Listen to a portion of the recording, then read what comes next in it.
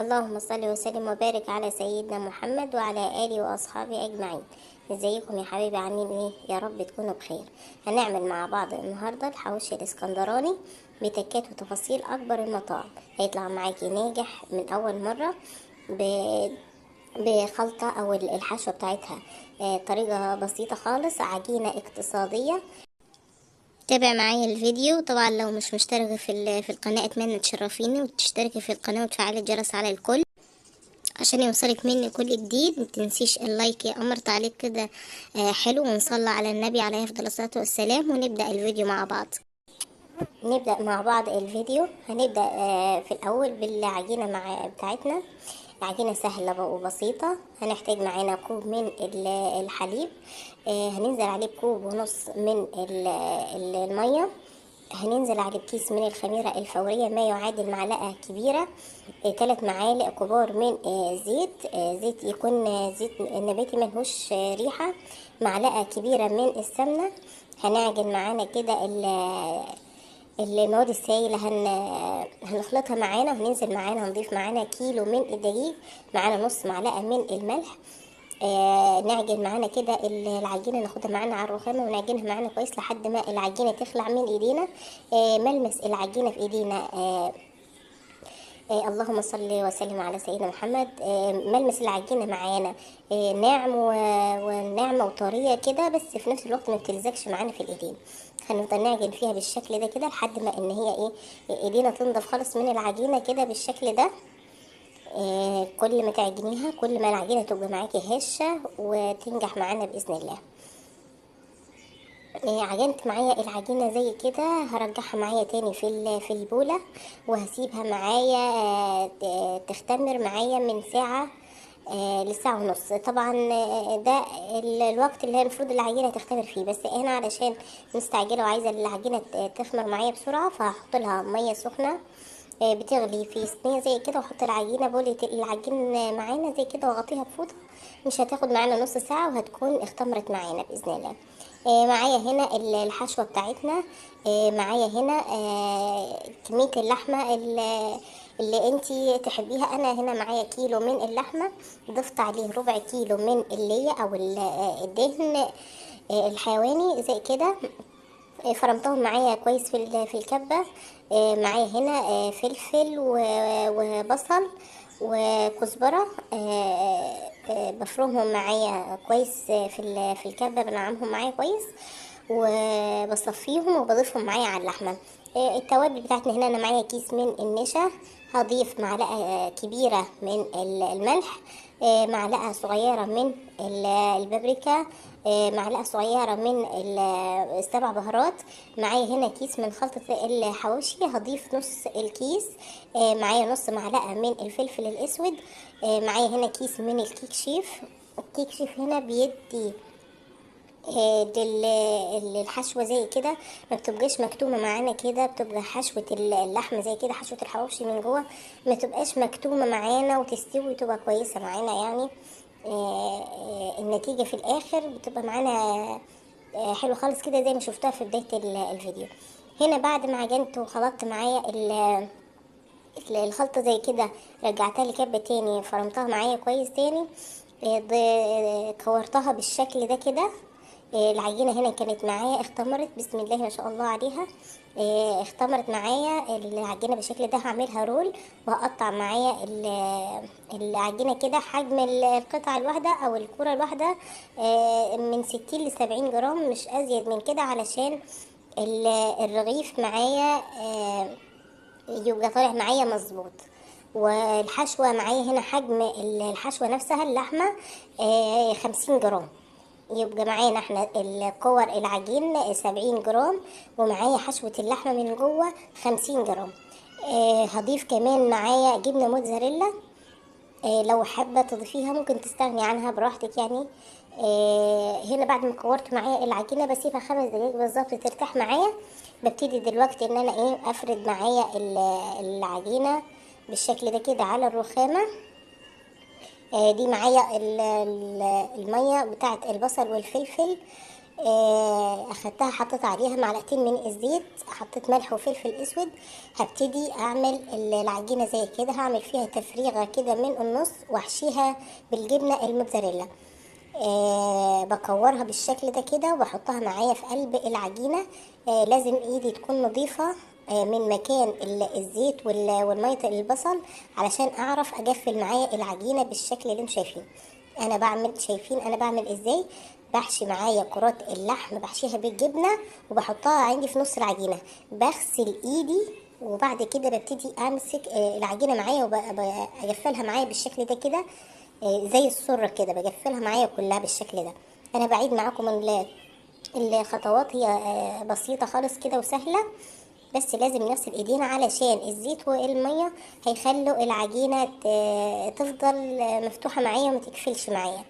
فلازم ايدي بعد ما اعمل اللحمه بالشكل ده كده، احشي اللحمه بالجبنه، لازم ايدي اغسلها علشان خاطر العجينه تلم معايا وتقفل. شايفين انا الكوره دي لما ما غسلتش ايدي فيها، شايفين ان هي اخدت مني ازاي مجهود لحد ما قفلت معايا. فلازم ايدينا نغسلها علشان العجينة تلم معانا بسرعة وتقفل معانا بسرعة بالشكل اللي انتوا شايفينه ده. هخلص بقى كده كل الكمية و... و... وهسيبها ترتاح 5 دقايق، يعني لحد ما اخلص الكمية كلها. هبتدي في اول رغيف انا عملته، هبتدي افرده معايا بالشكل ده كده. ومعايا هنا طاسة سخنة على درجة حرارة عالية. هحط فيها معلقتين من الزيت وهنزل معايا برغيف الحواوشي بالشكل ده كده. بعد ما هنزل برغيف الحواوشي هوطي معايا النار، هخلي النار معايا متوسطة. هبتدي اقلب معايا كده في رغيف الحواوشي باستمرار لحد ما اتاكد ان هو استوى واخد معايا لون ذهبي. سهل وبسيط، ما بياخدش مننا مجهود، والطعم احلى من الجاهز وعلى ضمانتي.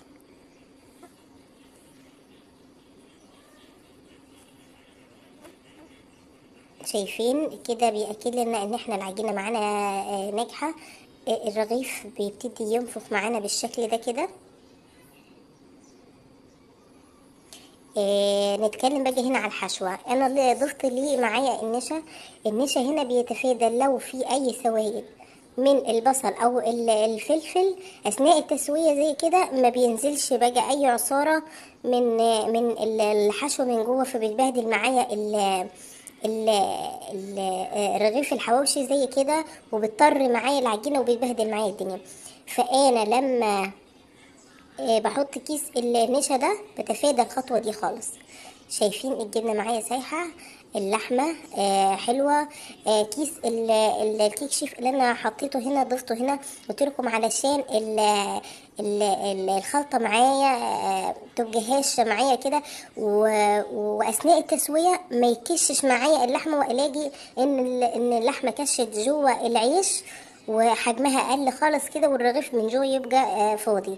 اللحمه لما بضيف عليها الكيك شيف او البيكنج باودر زي كده، اللحمه بتبقى معانا كده ليها المسام بتاعتها ما بتضمرش معانا وبتكش. بالعكس بتبقى اللحمة معانا كده تفضل محافظة على حجمها، واللحمة معانا كده بتنفش جوه العيش، فبتبقى معانا مالية الرغيف كده. ما لاقيش ان انا افتح رغيف الحواوشي الاقيه فاضي من جوه. فده فايدة الكيك شيف اللي انا حطيته.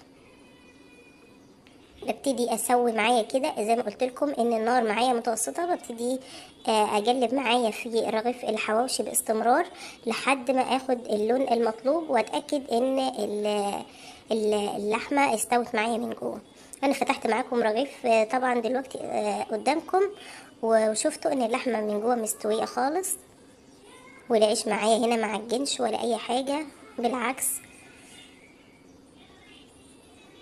طالع معايا مظبوط خالص.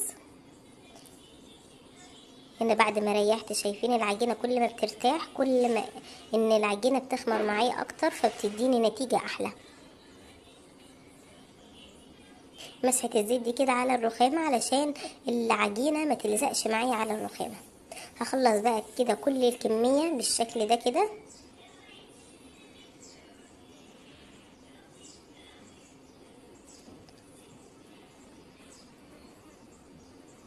ربع ساعة بالظبط كنت خلصت معايا الكمية دي كلها. بفرد الرغيف زي كده وبحطه في الطاسة على طول، ما بريحوش تاني، بيخمر معايا وبينفخ بالشكل ده كده.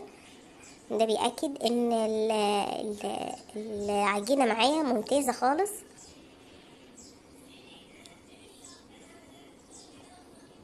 هسوي الكمية كلها بنفس الشكل.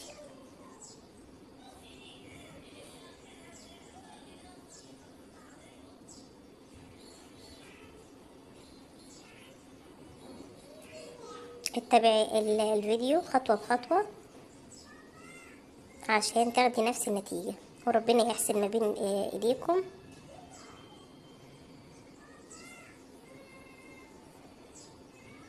الطعم كان فوق الخيال. جربوا بنفس الخطوات ان شاء الله هيعجبكم.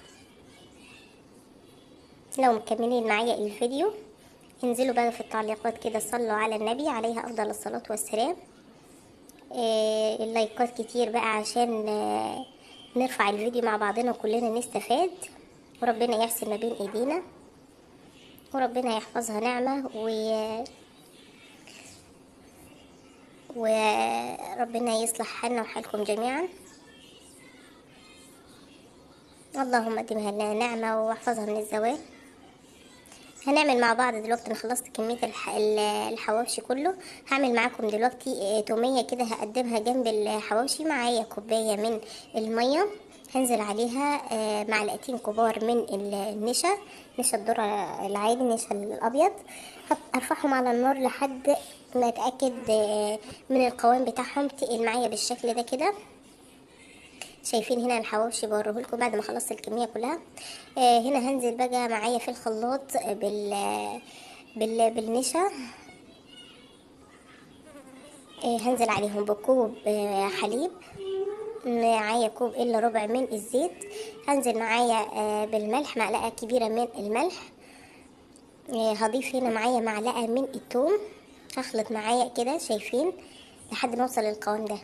هخلط معايا كده التوميه بالشكل ده كده. شايفين القوام بتاعها ممتاز. هنا بعد ما خلصت الحواوشي كله، طريقة التقديم بتاعتي دي كده كانت بسيطة. يا رب يعجبكم. بقى لو شوية مخلل جنبيهم، وربنا يحسن ما بين ايديكم. وكده اكون وصلت معاكم لنهاية الفيديو. يا رب يكون فدتكم ولو معلومة واحدة بسيطة. طبعا لو مش مشتركين في القناة اتمنى الاشتراك وتفعيل الجرس على الكل عشان يوصلكم مني كل جديد. متنسونيش في اللايك والشير مع حبايبكم كده، والمشاركة مع حبايبكم الفيديو علشان الفيديو يوصل لأكبر عدد وكله يستفاد. وكده كنا وصلت لنهاية الفيديو. والسلام عليكم ورحمة الله وبركاته.